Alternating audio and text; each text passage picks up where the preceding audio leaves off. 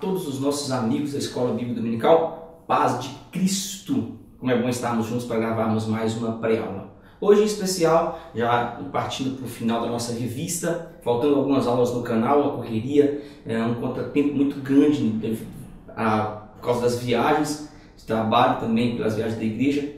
Eu não tive tempo de gravar algumas aulas, mas eu vou gravar na sequência hoje, tanto a 13 como a 14, para que possa já postar no canal para os irmãos continuarem abençoando, sendo abençoado e abençoando outras vidas com essa pré-aula que é uma rica, quero dizer aqui, uma bênção de Deus em nossas vidas. Queridos, eu aprendo daqui, você aprende daí, nós vamos trocando ideia ao longo de todo o trimestre. O trimestre tem sido maravilhoso falar sobre o culto do livro de Levítico. Isso é muito bom, nós aprendemos sobre leis e entendemos um pouquinho mais. Hoje vamos falar da lição de número 13. Eu quero iniciar, como sempre, mandando um grande abraço a todos que compartilham nossa lição, que deixam escreve, que deixam recado, mandam e-mail e nos apoiam e oram. É um prazer. Eu quero iniciar mandando um abraço para Nilson Nofre, que sempre tem estado conosco e nos abençoando da Assembleia de Deus lá de Hebron, Vale do Hebron, em Ponte Preta, lá em Magé, no Rio de Janeiro. Também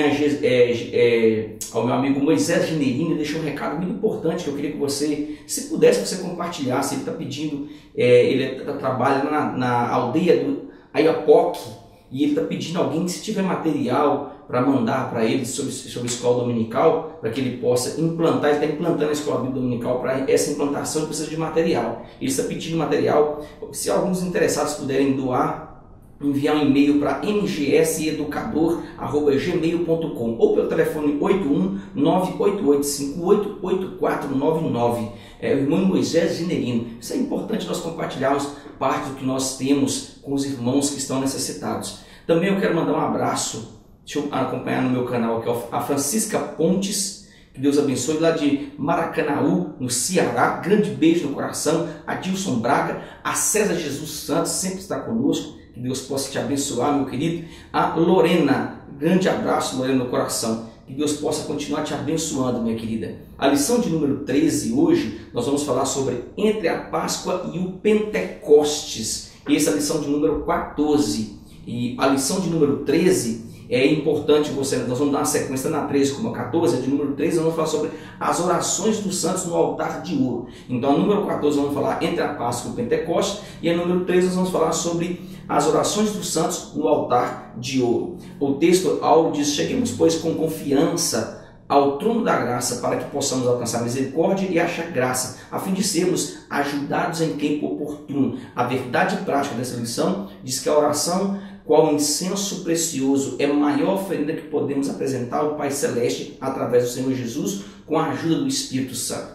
A leitura bíblica em classe dessa lição de hoje está em Levítico capítulo 16, versículo 12 e 13, e também em Apocalipse capítulo 5, do 6 ao 10. É importante você ler isso para você ter um norte, como eu sempre falo aqui, uma sequência do que você vai falar e você poder entender um pouco mais do que o autor quis trazer. Nós vamos ler tópico a tópico, explicar cada tópico e deixar que o copie e cole para você levar para a sua sala de aula, anexar seu pensamento.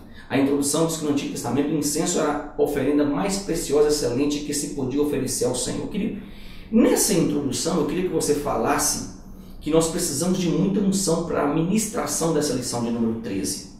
Também da número 14, nós vamos entender o porquê. Está entrelaçado uma com a outra.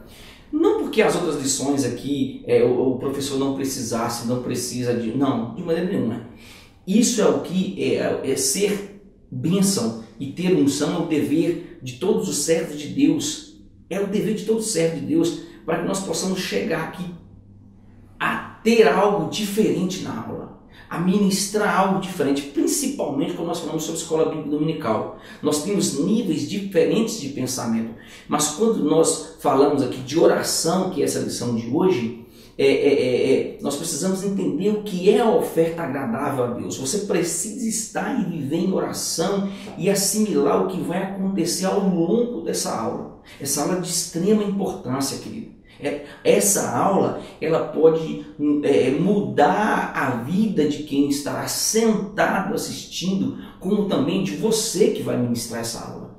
Você vai falar de algo muito importante do reino de Deus. Quando nós falamos de oração, nós estamos mexendo, como diz aqui os assembleanos, no ninho do inimigo, Porque o inimigo não quer que você ore, o inimigo não quer que você consagre. Então a oração, ela vai mexer no ambiente de onde você está. Não adianta você falar de oração se você não tem aqui uma vida de oração. A oração envolve aqui não somente a liturgia do falar, mas uma vida de dedicação, uma vida de, por que não dizer aqui, de entrega. Assim como alguns ingredientes que eram necessários para o incenso ser aceito naquele tempo, do que nós falamos aqui no culto levítico, a nossa vida necessita de alguns requisitos aqui para agradarmos a Adonai. Aqui nós chamamos de Shemot, Êxodo 30, o versículo 30, o capítulo 34 e 38, tem uma paraxá que nós chamamos de Kitazar, que fala assim, quando fizeres o quê? Quando preparar, quando você estiver pronto, quando ele ia fazer o incenso, aqui ele tinha o que nós chamamos primeiro que a estorar, na tradução da palavra hebraica, estorar, é o que nós chamamos de netap. No original significa o pingo, a gota, é o nome de uma planta que tinha muito aroma, então era uma planta aromática. Ela era o misturado no incenso. A nossa oração deve ser uma atitude de adoração viva ao nome de quem? Ao nome do Eterno, do Todo-Poderoso. Depois você vai falar aqui que ela deve ser apresentada ao Eterno muitas vezes com sacrifício, jejum e com ofertas. E Yeshua suou sangue quando orava ao Eterno pelo Espírito, aqui pelo sacrifício que ele realizaria. Lucas 22, versículo número 44 fala sobre isso. Então o Espírito que envolvia o que nós chamamos aqui de Espírito que envolvia aquele ambiente, tanto tinha o Espírito Santo como tinha o Espírito do maligno. Então esse suar sangue aqui era um sacrifício do próprio Cristo, porque ele iria realizar algo que somente alguém puro poderia apresentar. Já a segunda planta, que é muito comum, era muito comum aqui na oferenda, porque não dizer que no incenso, era ônica, ou nós chamamos de onish no original. Na tradução a palavra hebraica é xixilete. O que era xixilete? A qual eles criam e creem que era um órgão que se fechava um orifício. Aqui fechava um machucado ou qualquer outra coisa. Entra aqui em cena aqui a pécia córnea de um molusco, o caramujo, que serve para fechar a sua concha, aquela dobra, aquela especificação dessa dobra que fica no caramujo. É interessante que esse termo fala de Jesus, o único homem de Deus, aqui de Deus no original, que encontrou para que ficasse na brecha. Jeremias 5, versículo 1 e 2 fala sobre isso, e também Ezequiel 22, versículo 30. E pelo fato desse órgão ou peça córnea pertencer ao corpo de um animal, fala também do corpo e vida, que é o sangue de Jesus, as quais foram oferecidos aqui por quem? Por nós. Isso deve ser falado. É esse o único ingrediente no reino animal, porque o mesmo tem a vontade própria semelhante ao ser humano. Então essa nós chamamos de ônica, na tradução da palavra hebraica xixilete, ela é com o que nós chamamos de concha para fechar o orifício. Era misturado. É interessante isso aqui, que é muito importante você entender um pouquinho disso para você levar para a sua sala de aula. Já a terceira mistura, que chamava gálbano. O que era o gálbano da palavra hebraica? Aquele sujo que nós chamamos de shelbenet no original. Alguns dizem shelbenash, né? Essa planta era uma resina da Pérsia produzida por duas plantas, a quais simbolizam a sinceridade e a verdade. E assim, esse ingrediente aqui aponta para uma oração de agradecimento sincero e de verdadeiro de quem vai se aproximar do Senhor. O tópico de número 1, nós vamos dar sequência aqui na nossa lição, e essa lição é muito boa de ser estudada, vai falar sobre o lugar santíssimo. O subtópico fala sobre o lugar santo. Entenda, no lugar santo ficavam 3 mobílias, como nós lemos aqui em Êxodo, o capítulo 26, o versículo de número 35. O candelabro à esquerda de quem entrava no santo, isso aqui é interessante. A mesa dos pães da preposição ficava à direita de quem entrava, e no limiar entre o santo e o santíssimo, em frente ao véu que separava o santo e o santíssimo, estava o altar do incenso. É necessário entendermos o sentido espiritual de quem quer oferecer um aroma de adoração. Isso aqui você precisa entender. A oração, a oração aqui, ela vai muito além do que nós falamos, querido. O viver em oração é muito diferente. É necessário nós entendermos o sentido espiritual de quem oferece aqui um aroma de adoração. Querido, a oração, a santidade a Adonai, ele primeiro precisa ser luz entre os povos. Então, aqui nós vamos entender então um candelabro à esquerda. Aqui nós vamos entender que esse luz entre os povos só vem de quem tem caráter, de quem tem vida na palavra, de quem tem uma posição de homem de Deus na sociedade. O segundo, ele precisava oferecer comida, que era o pão da preposição, a mesa da preposição, onde ficava o pão da propiciação e da proposição. E aqui é algo interessante, eu estou falando rápido, eu estou engasgando aqui, mas é algo interessante porque a comida vem da palavra de Deus. Quantas pessoas têm oferecido outra comida para o rebanho que não é a palavra do Senhor? E aqui mora algo de extrema importância nesse tópico número 1. O terceiro é ter cheiro de cristandade nessa geração que fede o pecado e a imposição a Deus.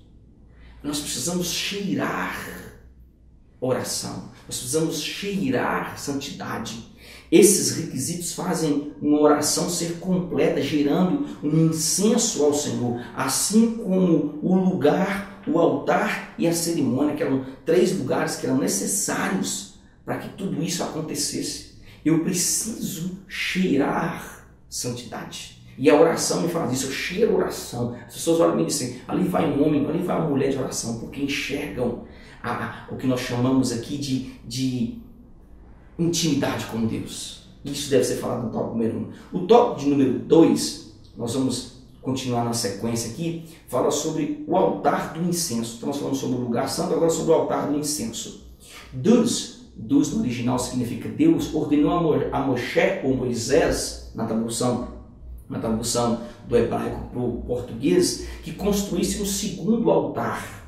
Este altar seria feito de madeira, ele foi feito de madeira e coberto por uma camada fina de ouro.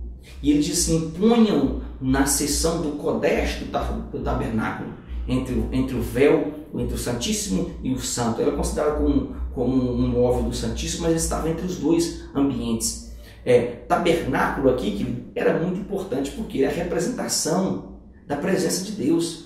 E ele ficava próximo aqui à menorá e à mesa. E nós já falamos sobre a menorá aqui na aula passada. 2 vezes por dia, de manhã e de tarde, o Kohen aqui, o que nós chamamos de sacerdote, o sumo sacerdote, o Kohen Gadol, ele queimava incenso sobre este altar.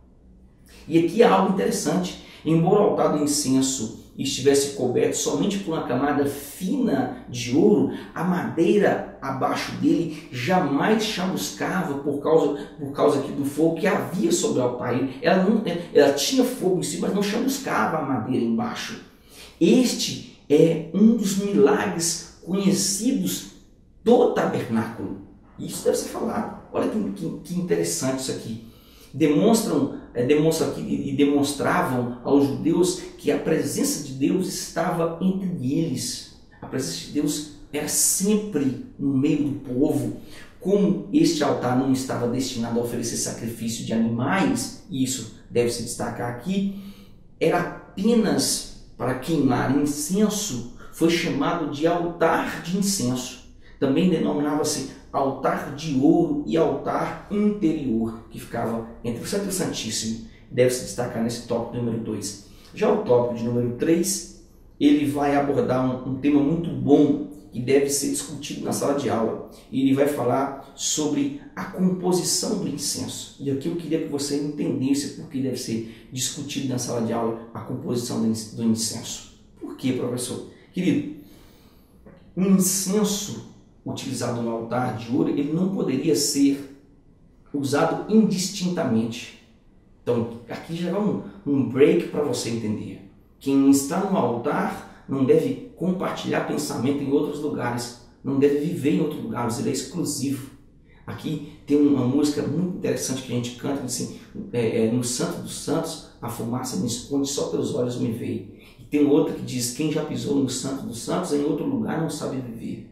Hoje eu estou vendo inúmeros pastores compartilhando pensamento de uma religião, pensamento de uma outra religião, anexando o evangelho e vindo para cima do altar. Isso é perigoso, querido. O uso do altar deveria ser somente exclusivo a Deus. Quem reproduzisse aqui o incenso, o aroma para outro fim seria punido. Na tradução moderna nós temos a palavra decepado do meio do povo. Êxodo 38 fala sobre isso, 37 e 29 também fala sobre isso. Era proibido oferecer sacrifícios de animais sobre o altar do incenso, exceto aqui na festa de Yom Kippur, que é o dia do perdão, quando o sumo sacerdote oferecia animais sobre ele nessa data. Arão, aqui no original, Arão foi ordenado a queimar incenso sobre este altar todas as manhãs e tardes. Deus disse: o incenso é a mais querida de todas as oferendas. Todos os outros sacrifícios espiam transgressões, mas o incenso no original é oferta apenas para trazer alegria e felicidade. É por isso que nesse altar era exclusivo só para o incenso, só para o aroma suave chegar diante do Senhor. De uma vez quando ele oferecia o sacrifício. O tópico de número 4 da nossa lição, ele vai falar sobre a cerimônia. Ele diz que o incenso só podia ser queimado com brasa do altar de bronze. Eu acho algo muito interessante isso aqui, por quê? Hebreus 9, o versículo de número 12, ele diz o seguinte, olha que interessante, não por meio de sangue de bodes e de bezerros, mas pelo próprio sangue entrou no Santo dos Santos, uma vez por todas, tendo obtido eterna redenção. É extremamente importante essa exposição feita aqui pelo autor de Hebreus. Por que é extremamente importante? Porque ele nos mostra que somente Cristo é o sacrifício aqui agradável a Deus. Foi um sacrifício agradável a Deus para a eternidade. E isso deve ser destacado nisso aqui. Ele, assim como o incenso, era feito nas cerimônias e esse incenso atraía a presença de Deus. Então Cristo atraiu a presença de Deus e nos leva além do incenso. E ele nos faz um ofertante completo diante do Pai. De nada adianta você orar, você jejuar, você clamar, se no íntimo você não aceitou Jesus Cristo como Salvador da sua vida. É preciso entendimento aqui, querido, raciocínio para crer que Jesus é o Filho de Deus. E esse raciocínio nos leva a ter acesso a bênçãos celestiais. O altar de ouro era logo após o altar de bronze. Então primeiro você passava pelo altar de bronze para chegar no altar de ouro.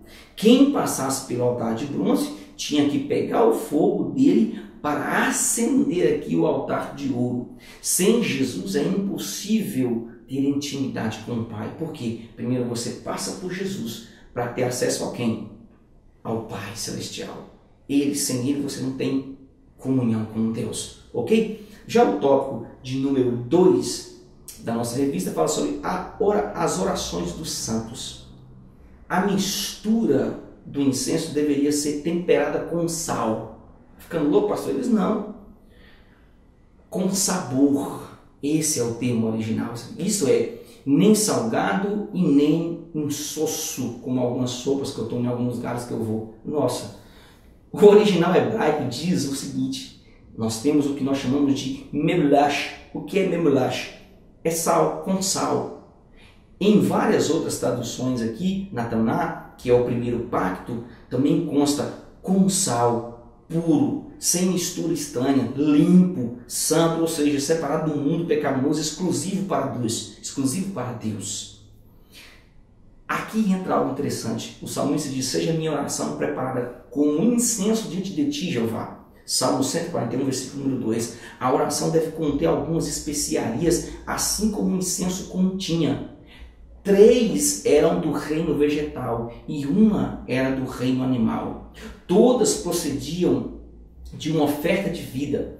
Eram todas em medidas iguais, significando que a nossa oração deve ser, primeiro, na forma de adoração, e aqui entra viva com sacrifício, aqui entra ofertas e jejum, como eu já falei aqui. Segundo, na forma de petição, e essa petição aqui tem que ter confiança e fé. Você tem que estar cheio de confiança e cheio de fé, com clamor, súplica e intercessão. Isso deve ser, deve conter na oração. Terceiro, na forma de gratidão sincera e verdadeira. Você tem que ser verdadeiro naquilo que você está falando com o Senhor. Quarto, na forma de louvor. E aqui entra algo interessante, com um coração cheio de amor e de pureza. Quem tem unção, quem anda em oração, canta diferente, prega diferente, dá um estudo diferente, fala diferente e vive diferente. Sou eu que estou falando. Sou eu que estou falando. Nossa oração deve ter a mesma medida de vida, a mesma medida de fé, a mesma medida de verdade e de pureza. Tem gente que fala que é de oração, mas nós conhecemos a vida dele, sabe que não é o que anda falando. Não é essa Coca-Cola toda como nós ouvimos falar. Não adianta ter vida sem fé ou ter fé e não ter a verdade. Porque sem fé é impossível agradar a Deus, como diz Hebreus 11, versículo de número 6, a parte A. Eu vou continuar aqui porque essa lição é muito importante. Eu vou partir para o tópico de número 2. E no tópico de número 2, do item 2, ele vai falar sobre a oração como sacrifício ao Senhor. Querido, fale nesse tópico que quem anda em oração vive diferente. Eu falei sobre isso aqui, mas eu queria que você falasse nesse tópico exclusivo aqui. Vive diferente, exala um cheiro diferente das demais pessoas que estão à nossa volta. Esse cheiro aqui ele não pode ser sentido no mundo carnal, somente no mundo espiritual, mas pode ser visto em uma pessoa que tem uma vida de dedicação a Deus. É por isso que alguém passa assim, lá vai uma mulher de oração, lá vai um homem de oração, um homem de Deus, porque exala a presença do Senhor. Observe que todos os grandes homens e mulheres aqui da Bíblia eram exatamente voltados para esse nível de adoração. O que é adoração é essa? Viver em oração. Então a adoração, você está em oração, você está vivendo a adoração ao Senhor. E isso deve ser falado, viver em santidade, andar em oração em todo o tempo. Quer fazer a diferença em todos os sentidos? Comece a viver em oração. Comece a andar em oração, comece a ter intimidade com o Espírito Santo. Você com certeza vai fazer a diferença na sua igreja. O tópico de número 3 da nossa revista, ele vai abordar a oração dos santos na grande tribulação. E eu acho de extrema importância você entender esse tópico aqui. Por quê? Porque na grande tribulação relatada aqui no livro das Revelações, no Apocalipse, nos mostra acontecimentos fantásticos e estarrecedores desse período. Nós sabemos disso. Quem lê Apocalipse, nem precisa ter medo de ler Apocalipse pelos acontecimentos. Mas no capítulo 8, versículo número 3, nós podemos aqui observar que ao anjo foi dada uma ordem de colocar no altar de ouro, diante de Deus, muito incenso. Fala sobre isso o texto. E em especial, anexado aqui, e seria queimado junto às orações dos santos, e logo após seria lançado sobre a terra junto com o fogo. Começa-se depois desse acontecimento os trovões, os relâmpagos, os terremotos, e então nós temos aqui o abrir, por que não dizer que o tocar das trombetas pelos anjos. Começa a aflição na terra. Todos esses acontecimentos têm início quando o incensário cheio das orações dos santos diante de Deus foi derramado sobre a terra. Jesus, querido, ele nos deixou um modelo de oração. Isso deve ser falado nesse tópico. O tópico fala sobre isso. Mas antes de nós falarmos sobre isso, você precisa entender que a ira de Deus sobre a terra, quando nós falamos do período da revelação, Apocalipse, ela se dá totalmente quando o incenso anexado às orações chega diante de Deus. E ele não vai agradar com aquilo que tem feito, que fizeram com a igreja, que estão fazendo com o povo dele nesse período, a dizer Israel. Então, é esse período que vai ser derramado sobre a terra, uma grande ira de Deus, no Apocalipse 8, versículo de número 3. Então, quando nós falamos aqui que Jesus nos deixou um modelo de oração a ser seguido, em Mateus 6, versículo de número 9, é colocado nesse tópico aqui, número 3, É o nosso dever ter atenção aqui a cada detalhe da oração modelo que Jesus fez. Ao dizer, portanto, vós orareis assim, a palavra assim, colocada dentro desse termo, é a tradução do vocabulário grego boltos e deriva de uma linguagem muito especial que deve ser entendida como desta maneira. Jesus estava dizendo, deixe-se guiar por estes princípios gerais quando vocês forem orar. Desapegue de tudo. Tenha Deus como nosso Pai. Não é o meu Pai, é o nosso Pai que está nos céus. A oração aborda todos, não é só um. Tem gente que é tão egoísta que só ora para ele, nunca clama por ninguém, nunca intercede por ninguém. Exalte a Deus o nome do Senhor sobre todos os nomes. Ele se agrada disso. Isso nos faz entender que ninguém pode aqui deter o poder de um santo que no oculto do seu quarto aqui roga a intervenção do Santo dos Santos. Onde eu acho a comprovação disso? Tiago 5, versículo de número 16 fala sobre isso. E também nós vamos ver 1 Tessalonicenses 5, 17 que diz, irmãos, orai sem cessar. Querido, quando nós falamos de oração, às vezes tem muita gente que não gosta desse termo. Por quê? Porque oração ela passa por 3 processos. E não é fácil você orar. Não é fácil. Primeiro você faz por obrigação. Depois você precisa entender que ela vai gerar uma necessidade. E só depois você vai amar. Só depois. Mas é necessário que você faça. Quando nós falamos sobre oração, poucas pessoas param para ouvir o que é uma oração. E aqui nós estamos tendo entendimento do que é uma verdadeira oração diante de Deus. Tiago 5, versículo 16, eu acho interessante esse versículo, dá muita polêmica na igreja, porque diz assim, confessai as vossas culpas uns aos outros e orai um pelos outros para que sareis. A oração feita por um justo pode muito em seus efeitos. Olha a importância do que Tiago diz. Primeiro, confessai as vossas culpas uns aos outros. Isso aqui ele leva quando alguém está transgressão com o outro. Não é para você sair confessando seu pecado para ninguém, não. Até porque nós não somos da igreja católica mais. Nós estamos longe disso aqui. O catolicismo romano. Agora, é o nosso dever orar um pelos outros para que nós possamos ser sarados. Eu preciso ser sarado. Eu preciso ser sarado, então eu oro com quem está ao meu lado. A oração feita por um justo tem muito em seus efeitos. E isso nós precisamos entender. Espero que essa aula tenha sido de grande proveito. E nós vamos caminhar aqui, já na sequência da aula 14, para que nós possamos terminar esse trimestre abençoado sobre o livro de Levítico. E aqui no Shalom e até a próxima pré-aula.